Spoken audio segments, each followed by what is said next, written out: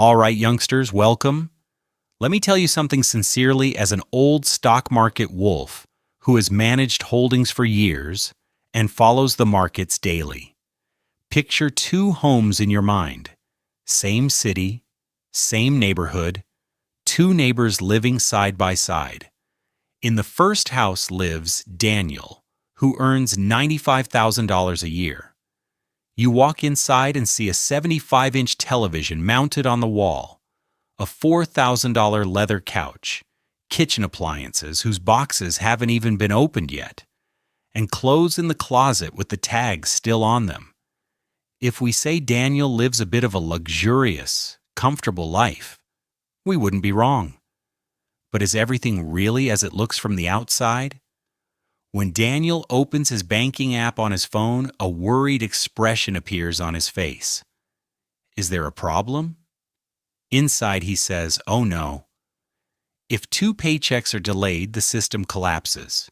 Payment disruptions, fear of interest piling up on debts, and suddenly a life turned upside down. In the second apartment lives Henry, who earns $52,000 a year. For Henry, we imagine a tougher life, since he earns about 50% less than his neighbor. But is the situation really like that? You walk inside and see a simple couch, a reasonable television, a kitchen with only the tools that are actually used, and a closet with clothes that are truly worn. And when this guy checks his account, he's perfectly calm. Is Henry careless? No, quite the opposite.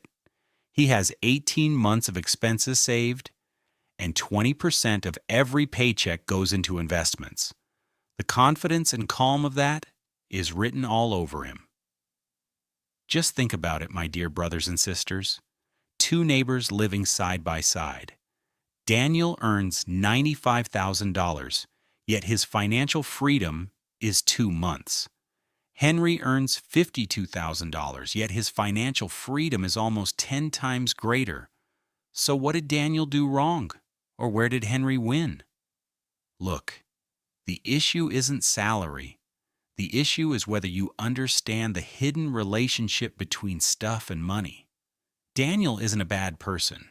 No gambling, no ridiculous addictions.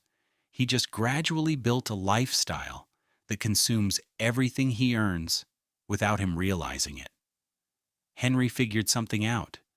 Owning fewer things doesn't mean living badly. It means living consciously. And conscious living creates financial space. That space is the door to wealth. Now I'm going to tell you the minimalist money rules I learned over years in the markets. Hey, yes, you there. Hope you didn't get bored with this old man's talk. I'm glad I got your attention again. Let's continue. Rule 1. Every object has two prices. The first is the price written on the receipt. The second is the hidden price that nobody calculates. What is this hidden price? Storage, maintenance, remembering it exists in your mind, and opportunity cost. For example, you buy a treadmill. It takes up space at home. For comfortable use, it needs about 20 square meters of area. In cities, the cost per square meter is roughly $30 to $50 per year. When we calculate the cost of the 20 square meters reserved for that treadmill, unbelievable. Just standing there costs you $600 to $1,000 per year in rent. I repeat, my children, just for standing there. On top of that, there is cleaning, maintenance, and possible breakdowns. Let me give another example. You buy a boat. About 10% of its value becomes an annual expense. A $30,000 boat returns as $3,000 of cost each year. But that's not all. There is also mental cost. Every item steals a small storage space from your brain. Clean it, organize it, think about it, insure it, stress about whether it will break. Research says visual clutter increases cortisol. In other words, your belongings stress you without you even realizing it. There is also opportunity cost. When you spend $15,000 building a home gym, it means you are not investing $15,000. What could you have done instead of building a gym at home? If you had put it into an index fund, it could have become $50,000 in 15 years. So you didn't give up exercise equipment, you gave up freedom. Minimalists know this intuitively. They don't avoid things because they hate them, but because they see the real cost. Rule 2. Calculate the cost per use before buying. Don't think according to price, think according to usage. Investing does not always mean using cheap items. Come, my dear friends, let me explain with an example. If you wear a $100 jacket twice, the cost per use is $50. If you wear a $1,000 jacket 100 times, the cost per use is $10. The expensive one actually turned out cheaper. Rule 3. Apply the replacement test. Walk around your house and ask, if this item disappeared, would I spend money to buy it again? Most of the time, the answer will be no. Then that item exists in your life only because of habit. Minimalists sell, donate, or remove those items. At first, it feels strange, but later it feels like freedom. You will see that happiness does not come from excess, but from having enough. Rule 4. Don't buy a new one just because you're bored. One of the biggest problems of our time, yes, you there laughing, you agree with me. Your phone works, but you change it because a new model came out. That burns wealth. Changing your car just because your neighbor upgraded is financial suicide. If the function isn't finished, there is no replacement. Rule 5. Make spending harder and saving easier.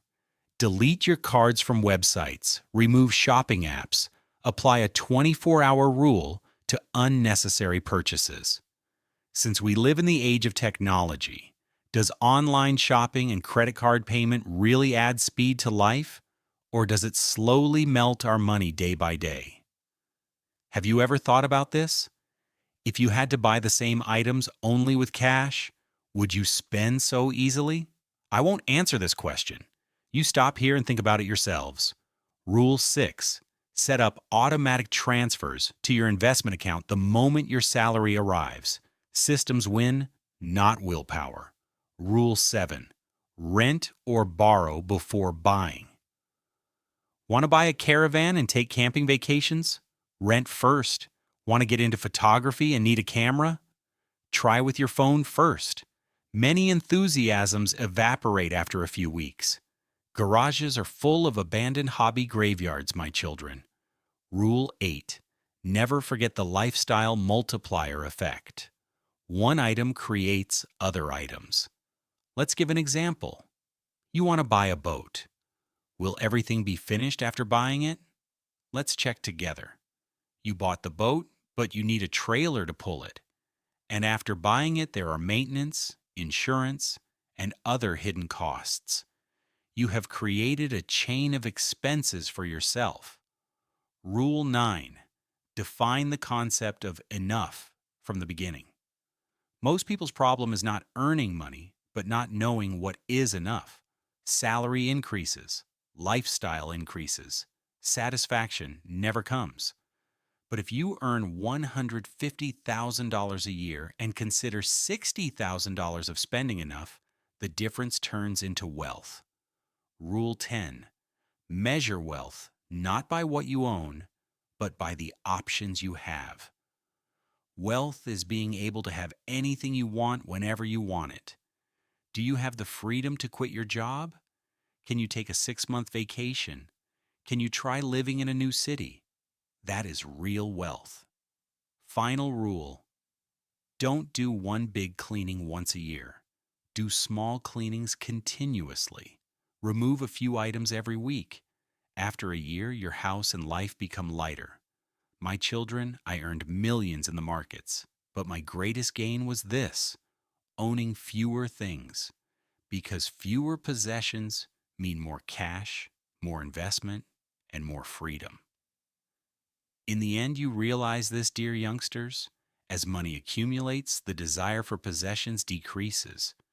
When the feeling of security sits in the bank, the need to shop for status disappears. Spend less leads to save more leads to confidence increases, leads to desire to spend decreases. This cycle makes you free. The opposite is spend to stress to spend again. Which one you live is up to you. Let me tell you this as an old wolf of the markets. Most people become rich not by earning more money, but by buying fewer things. Because in the end, the issue comes down to one question. Will you own your possessions, or will your possessions own you?